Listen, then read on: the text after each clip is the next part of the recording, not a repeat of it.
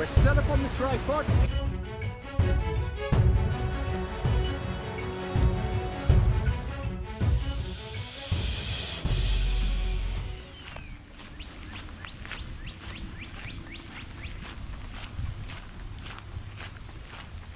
The small kind of pass-through community of Stayner, Ontario.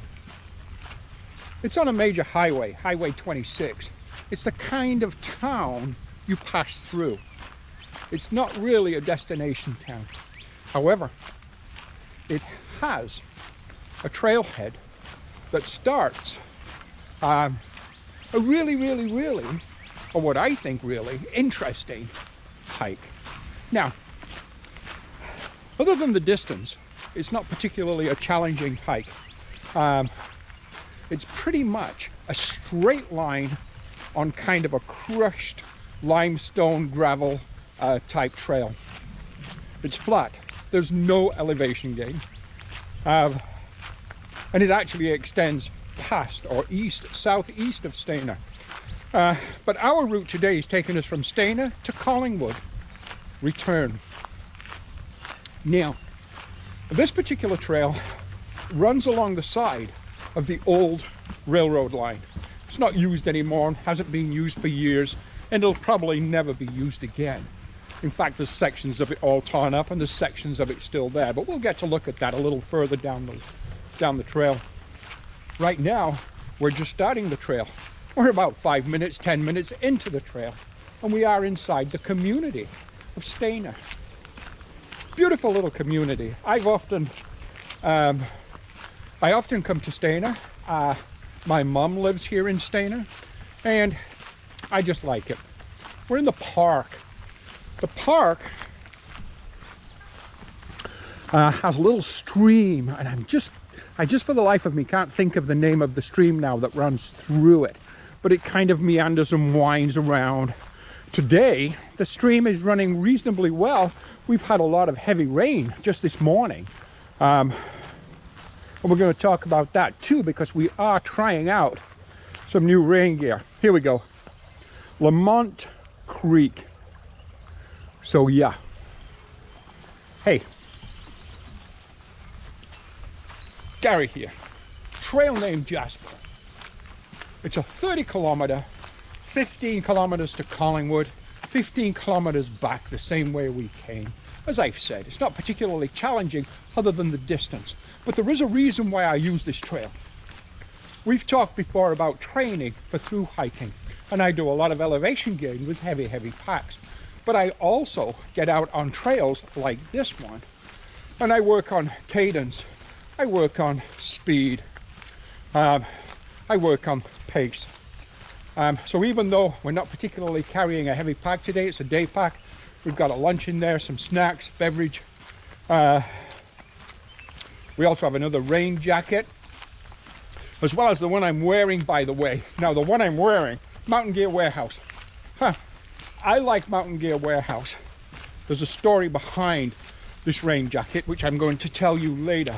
But this is my first day with this rain jacket in the rain. Just arrived at my home about a week ago.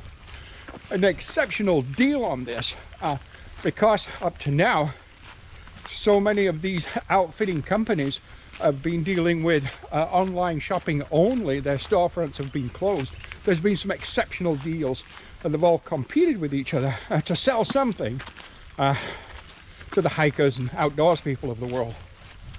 So I've taken advantage of that, as I've mentioned before, and I've bought several things. This jacket is just one of them. Anyhow, a total of 30 kilometers, as I say, 15 out, 15 back. You know what? Let's get to it.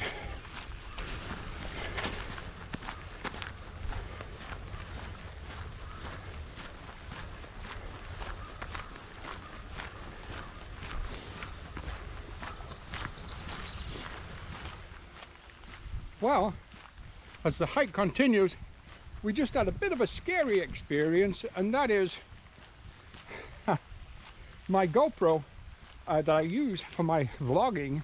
I use the GoPro Hero 8 Black, and I have that mounted on a GoPro articulating selfie stick. So in Canadian dollars, the selfie stick alone was almost 100. And when I bought the GoPro Hero 8 Black, I bought it when it first came out almost, so that was like 600 Canadian. So I have about $700 tied up into that kind of vlogging camera, and it all goes in this kind of canvas mesh bottom, very solid, slightly too heavy case that I keep on my hip belt, or on this particular backpack. This particular backpack I'm using is my day backpack, and it's actually designed for camera, for photography gear, but I took all the compartments out and I use it as a day backpack. And I put this via 2 straps on my hip belt. Back down the trail about 1 kilometer, maybe a mile, I took my backpack off, not thinking, and I really have to stop doing this because I've done it before, but the camera pouch slid off the hip belt, and I didn't realize that, and I continued a mile down trail till I went to reach for my GoPro, realized it was gone, and I thought, oh my God, anybody else on the trail will pick up themselves up a GoPro. It's a rainy day, cloudy, miserable. Luckily, no other people on the trail as of yet. So I did get back there, and I did obviously get my camera back, laying on the floor. Mountain Gear Warehouse is essentially, here in Canada, it's an entry-level, lower priced kind of brand name. Whereas I think back in England, or where their home office is, head office, and so on, is located, I think it's a better brand than we consider it here. Here, of course, it's competing with a lot of North American brands, big names and expensive names. But I have bought several things from Mountain Gear Warehouse, and all except one of those items, which was my Inca 80-liter backpack, have been amazing. If you've watched other of my videos on my last year's through hike of the Bruce Trail, I had to take a zero in the town of Owen Sound and head out and replace my backpack because it did fail. And that's when I picked up my Osprey 70-liter AG, which I love, by the way, albeit a little heavy, but there's no really no possibility of that particular backpack failing. It's built amazingly well. We have another story about backpacks, but that's going to be further down the trail. So this particular rain jacket, well, first of all, it's 180 Canadian dollars, on sale for 80 Canadian dollars. So no, I beg your pardon, on sale for 90 Canadian dollars, half price, 50% off. Most rain jackets are rated in such ways as water resistant, waterproof in light rain, waterproof light to moderate rain, and so on. This particular one is rated waterproof, heavy, consistent rain. That's what attracted me to this particular jacket. The possibility of the upcoming Colorado trail, which is looking less like a possibility as each day goes by now. Again, we'll talk about that further down the trail. After all, we have got 30 kilometers to go. So I purchased this jacket. It arrived last week, and this is the first day, as I mentioned, out, and so far so good, and it's been raining pretty steady. But I want to mention a little something about the price we pay for particular products, and about Mountain Gear Warehouse. Not that I'm in any way, shape or form endorsed by Mountain Gear Warehouse. I am not, but it's an English company. Granted, a lot of their products are manufactured in China, but they're manufactured to the company's specifications, as are a lot of North American big name companies when they kind of offshore source their products. They're built to that particular company's specifications, and with Mountain Gear Warehouse in England and the UK, that's no exception. Everything is manufactured to their specifications, and so there's one thing the English know is waterproofing. I've noticed it with my Mountain Gear Warehouse 2-man tent, the one that I used for my Bruce Trail through hike last year. In horrendous thunderstorms, not a drop of rain entered into that tent. Amazing. So as far as waterproofness is concerned, anything that Mountain Gear Warehouse has sold me saying this is indeed waterproof in heavy consistent rain, I found has been exactly that. That's one of the reasons I went with them and this particular coat. Secondly, of course, the price, the 50% off, $90 heavy consistent rain jacket, the design of it, the pockets, the feel, the cut, the length, perfect for me.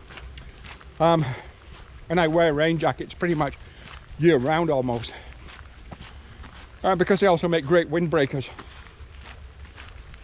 But one thing I'd like to mention, when you're shopping for a rain jacket or anything that you consider or are looking for that you want it to be waterproof, think of the name Gore-Tex. I'm sure we're familiar as through hikers and hikers in general of the company name Gore-Tex. Now, through a conversation with Mountain Gear Warehouse that I had about a year ago, which actually went back to the backpack, although this has got nothing to do with the backpack, but we did have a conversation about the price of goods. And this is what an official from Mountain Gear Warehouse actually told me in an email. They said, "Dear Mr. Clayton," and blah, blah, blah. But in regards to the weatherproofing or the materials that are used in the manufacture of their products, the company Gore-Tex manufactures a material that is a waterproof material.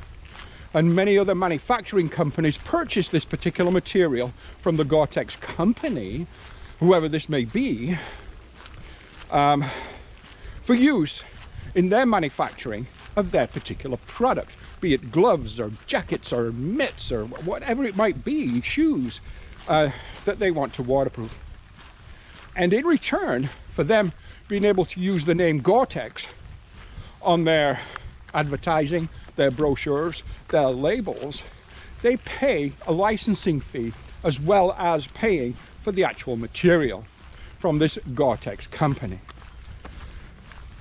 Now, kind of a long-winded kind of story here, but it's useful information, I believe, if it is correct and true, and I have got it right. And I'm sure there's people out there that may correct me on this, but I'm just simply saying what I understand from my conversations with Mountain Gear Warehouse kind of representatives, the situation. So, Mountain Gear Warehouse do indeed use this particular product in the manufacturing of their particular goods. This rain jacket in particular, for instance, has essentially the Gore-Tex material used to provide its resistance to rain.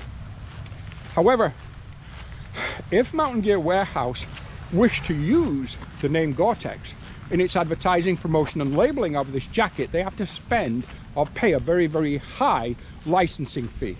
The licensing fee apparently is many times more than the cost of the material.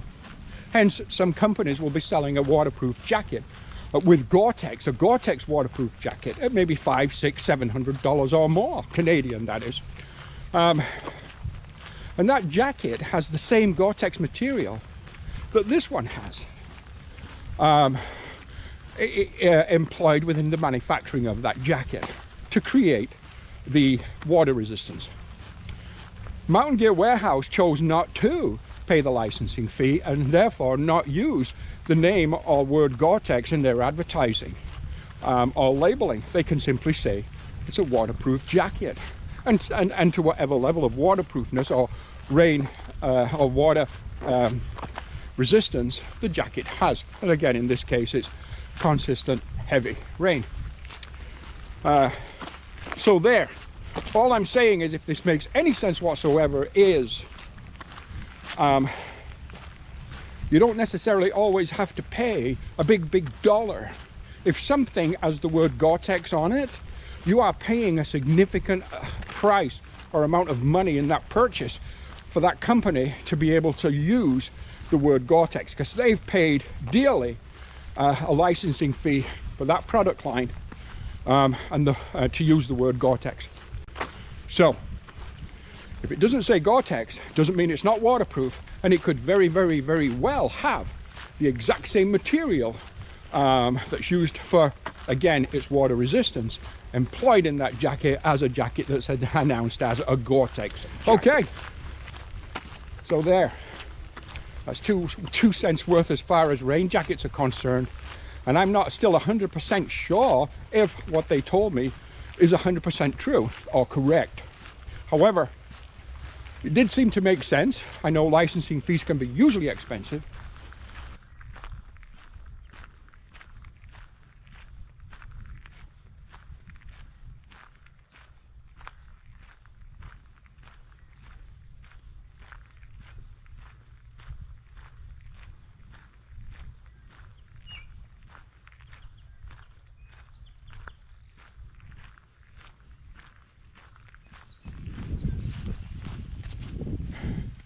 About 15-20 minutes ago, the rain just stopped.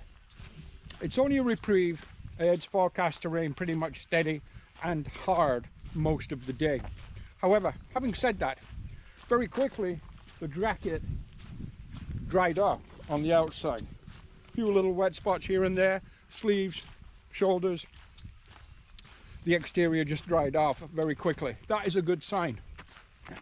A drawback or a negative or a con to this coat, hence a part of the price point. Even though it's 100% waterproof, supposedly, for heavy continuous rain, does not have a flap or cover over the zipper.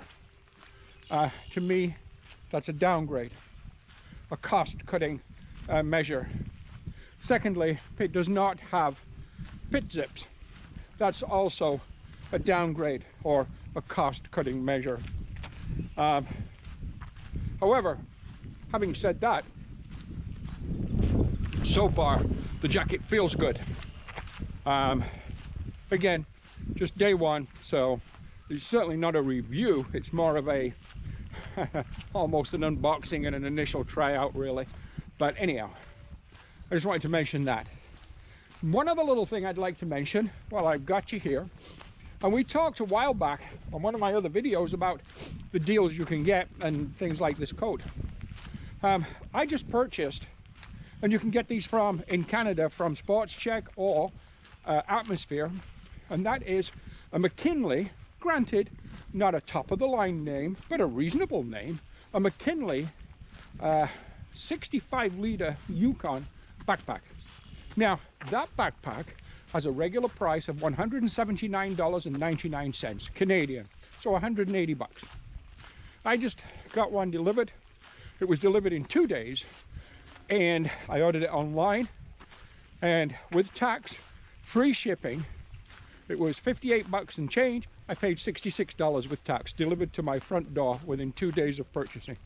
I took it out of the case. I gave it a close examination. I was relatively happy with what I saw. For the price point, I was ecstatic with what I saw. Loaded it up with my gear and thought to myself, man, what a great purchase. Solid stitching, solid zippers, great material, nice logo, nice printing of the name. The rain came back hard, and the temperature dropped drastically, probably, I don't know, 3 to 5 degrees Celsius, maybe somewhere between 6 to 10 degrees Fahrenheit. The temperature just dropped, man. But anyhow, everything goes well, and the jacket, albeit wet, it's only wet on the outside. But that's the way it's supposed to be. The actual destination is the old train station in Collingwood, now a museum, and of course right now closed to the public, like a lot of other things, because of the virus and so on. But very, very interesting, because it has also a lot of marine history, because that train station was a vital part of the shipyards, which are in the harbour, or were in the harbour, right across the road from the train station. So it's a very interesting museum to go and see. Anyhow, having said that, wow, well, we're about an hour away from that train station, an hour turnaround point. So everything's going fine, feeling good. Footwear great, using my Zirconi TR12s today. I'm also using my new Dirty Girl Gaiters, They just arrived a few days ago. I'm just trying those out today. Normally I use outdoor research gaiters, so this is my first pair of actual Dirty Girls, and they actually feel great and the material is good. So I think, you know, enough said on that. They're just good gaiters. Up and coming major through hikes. Well, again, even though well, as so far as much as we're still in total turmoil and we still don't know 100% what we're going to do next, it's beginning to look more and more like the Colorado Trail, which was my through hike major kind of trail for 2020, is going to be a no-go. But it's still not written in stone. I know that the border between Canada and the United States is closed to general public anyhow until at least June the 21st, and it'll then, if it does open up after that, it'll be with restrictions. They probably won't just let people go back and forth as they wish. So there's that to think about. Also, the resupply logistics and so on, the great reduction in number of trail angels at trailheads to help shuttle and so on. So there's all kinds of issues that are just stacking up right now to make the Colorado Trail for an out of USA kind of hiker. To go into the United States and hike that trail, it's looking like it's, you know, probably a no-go, but we can't say for sure. But if it is a no-go, my backup trail will be the Bruce again, the Bruce Trail. It's the same through hike that I did last year for my major 2019 through hike.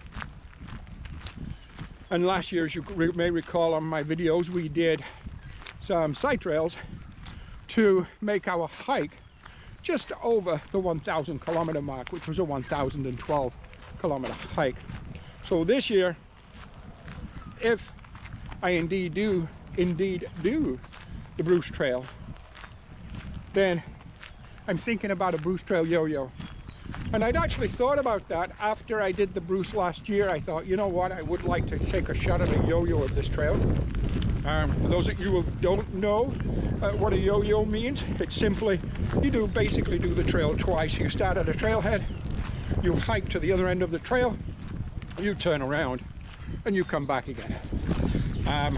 So in my case, I probably start at Queenston Heights, head north to Tobermory, at Tobermory turn around, and head back to Queenston Heights for a total of 1,800 kilometers. So that's going to be, I don't know, 75, 80 days of hiking. It would also be 1,800 kilometers. It would also be the longest through hike that I have done. So yeah, I don't know.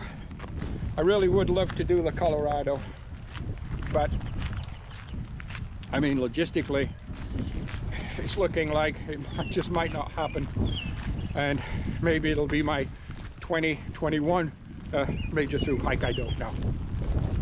Okay, with every step, with every moment that passes, we get closer to our destination.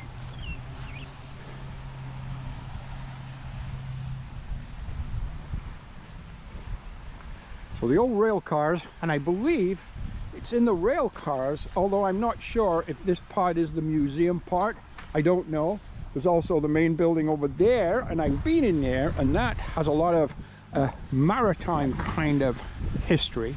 Across the way in the distance, if you can see the Collingwood terminal building. So yeah, here we are. Amazing location. Canadian National. Wow, CN. Hey, really quite amazing. And this is our turnaround spot. This again is just a hike I do when I simply want to lay down miles, work on cadence, just work on speed, and just push it as much as I can. Yeah. Highway 26 across the way. Busy road. A couple of geese. A couple of Canada geese feeding away. Right there. Yeah. Okay. And just some old artifacts around the outside of the museum.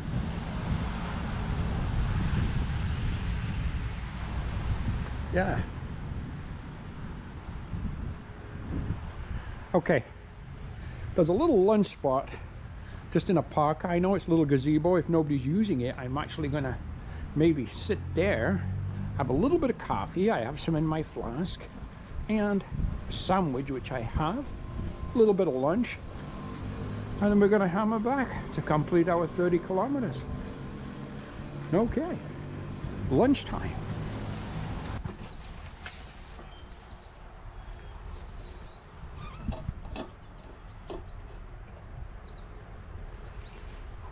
Hot coffee.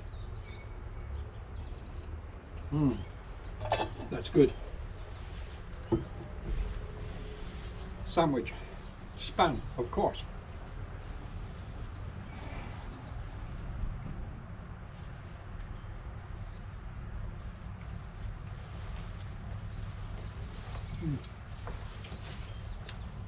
So we're in the Friendship Park, downtown Collingwood.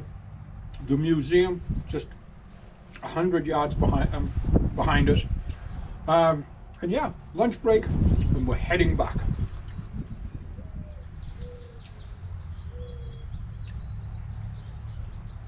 You know what? It's grey, it's rainy, the temperature dropped rapidly. I got really actually quite cold. So I did put my pants back on, and I did put another layer underneath, which happens to be yet another rain jacket I have. Not that I need it for keeping water out. This one is doing just fine, but I like these because it's an extra layer of protection, an extra layer of warmth, and it's also a windbreaker. It's perfect. Okay.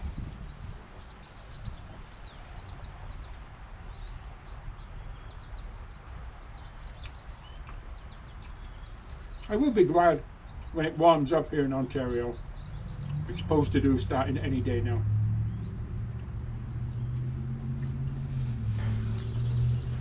Now this location, it's a little bit of a, I guess, a little bit of a park setting. There's homes at the other side of the fence. We're still in Collingwood. We're just on our way out of town. But something here, part of history, unfortunate as it was. But let's just take a little look at this. It says, on May the 27th, 1903, 13-year-old Glory Whalen set off for Connaught Public School from her family farm on Poplar Side Road. A 30-minute walk. Glory never reached her destination. After an all-night search, Glory's body was discovered in a thicket of cedars just a few yards from this Grand Trunk Railway track. From the Grand Trunk Railway tracks. The stone marks the location where Glory's body was found, fully clothed, her arms folded across her chest, and her belongings nearby. An autopsy revealed the cause of death with a gunshot wound. Months of fruitless investigation turned up numerous leads, including bizarre claims of psychic knowledge of the crime. However, no reliable evidence was uncovered as to the identity of Glory's killer or the motive for the crime. The murder of Glory Whalen remains one of the oldest crimes, one of the oldest cases in the annals of unsolved crimes in Canada. Wow. Well, sorry about my display of poor reading there. Super interesting location. Very much a part of history, as unfortunate as that was. There is more, a little bit more to that story, which you can see online, and I have looked it up, and a conclusion was drawn from the investigations, and that was it was probably a hunter slash farm person that mistakenly shot Glory, and that particular hunter or farmer never came forward to identify himself and tell what had happened. Probably because in 1903 life was hard, and he probably, or she probably, knew that if they were to go away to jail or whatever, the family that they provided for would be in dire straits. The family that person would provide for, out hunting that particular day maybe, would be in desperate need of his help and his care. So that's probably why the person that shot Glory never came forward. And they believe it was a mistaken identity. It was a hunter or farmer probably hunting and mistook Glory for maybe wildlife. I don't know, but that's how the story goes online anyhow. So yeah, very much a part of history here in Collingwood. Again, as unfortunate as it was. Okay, so just a little bit to summarize why we're actually doing this particular trail today. It's flat, long, 30-kilometer round trip. And when I do this particular trail, it's all about cadence and about pace. Stamina, aerobic type training, and all part of preparation and training with through hikes in mind. Whether I'm at the gym, whether I'm hiking up the escarpment or Blue Mountain with a 40-pound pack on my back for elevation gain, or whether I'm cadence training like I am today. Just a steady pace for several hours. It's all part of through hike training, which is constant. And it's a beautiful place to be. You're out in the forest, the countryside, farmland. Beautiful.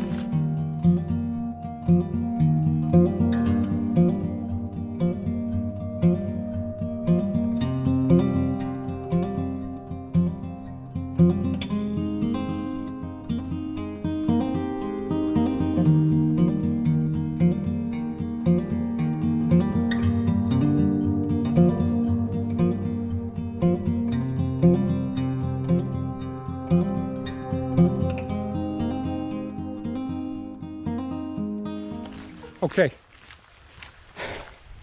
thank you for watching my channel. Gary here, trail name Jasper. Please like, comment, share, and do subscribe if you haven't already. We're going to see you next time. Wherever you are, be safe.